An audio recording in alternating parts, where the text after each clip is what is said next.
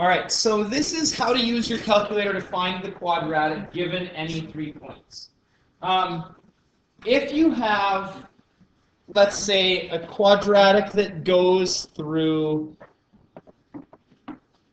0, 4, 1, 7, and 2, 8.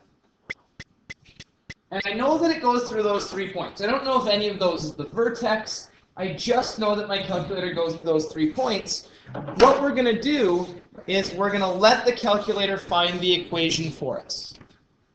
The way we do this is you're going to push the stat button. The stat button in the middle of your calculator puts your calculator into statistical mode. So you're going to go stat, and then you choose edit. And we're going to make a table of values here with our calculator that we can then let the calculator find the equation. So you'll stat edit, and now I'm going to type in these points in as list 1 and list 2. I'm going to make list 1 my x values, and list 2 my y values. So this is going to be 0 and 4. This is going to be 1 and 7 and 2 and 8. So I've typed my 3 points into my calculator like that. Fair enough? And now what I'm going to do is push stat again. So we push our stat button right there in the middle, we edit, we make our lists, and now we're going to go stat again. Now what I'm going to do is go to calculate. So you're going to push to the right to move over to the calculate menu in the calculator.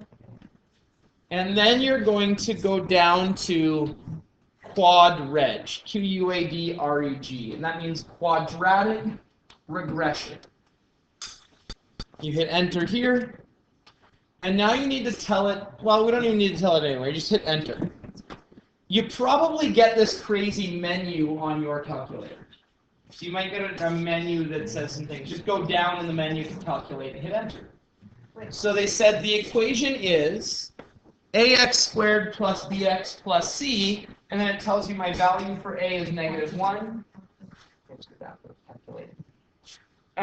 My b is 4 and my c is 4.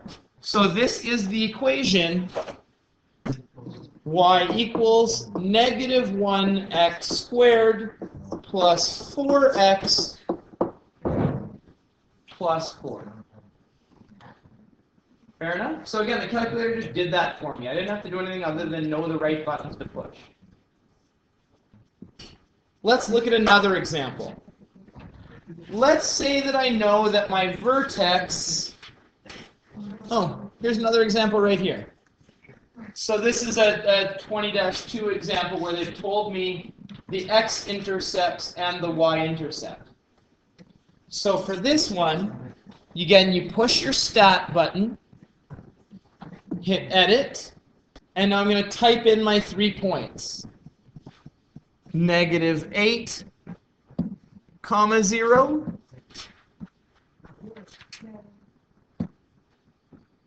2, 0, and 0, 48. So you could just type over your points. You could clear your list, and I'll show you how to do that as well.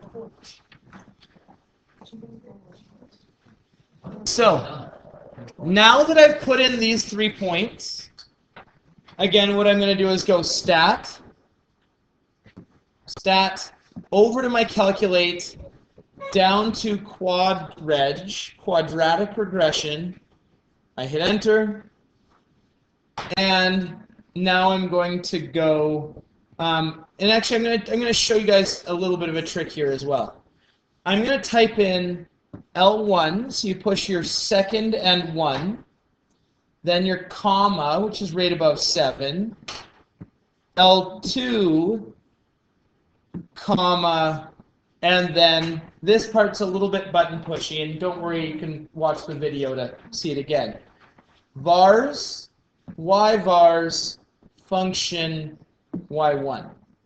Now what this has done by putting this as the y1 is that it will copy my formula into my graph when I'm ready. So now when I hit enter, what it'll do with that y1 is not only will it tell me the values, but it also copied them into my y equals. So now it's all there. So now if I hit graph, there's my graph as well with the two x-intercepts at -8 and 2. And if I zoomed out, I could see the y-intercept up there at 48. Now I'm going to go to a 20-1 example really quickly here.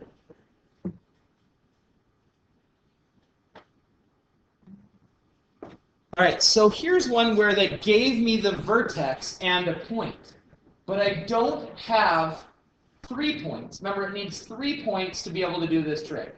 Here I've only given you 2 points. It won't be able to do a quadratic regression. But if I do a quick sketch of this, so 3, -4 is going to be down there, and that's my vertex. I also know that it goes through 4, 1. Now, what's handy about this is if we know that our vertex, we also know our axis of symmetry. Do we agree with that? So if it's symmetrical, and this point is 1 away from the axis of symmetry on this side, this point has to be 1 away of the axis of symmetry on the other side, and the y value must be the same. So that means, even though they didn't tell it to me, I know the point 3, 1 must be on my graph. Right? 1 away from the axis of symmetry, not 3, 1. Look at that. Try that again. 2, 1. Come on, McManus. And on tape even. Cheapers. All right, so there's my 2, 1 is what I meant to say. 3 minus 1, that's 2. So now I can just put these values in. So I'm going to go back to my stat edit. And the easier way to clear the list is, if you want to clear the list, you can just type over. But go up to the top where you're sitting on L1, and then push your clear button.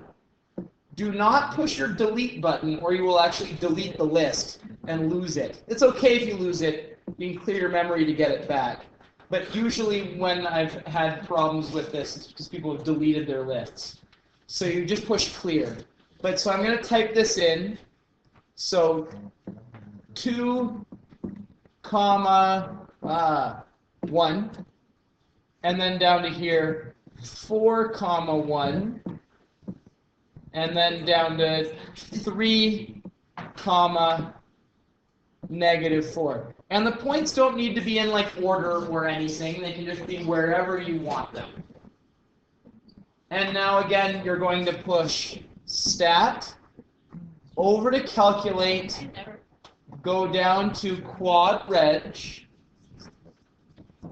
hit enter, and then again I'm going to push the L1, L2, vars, y vars, function y1, and then enter, and there's my equation.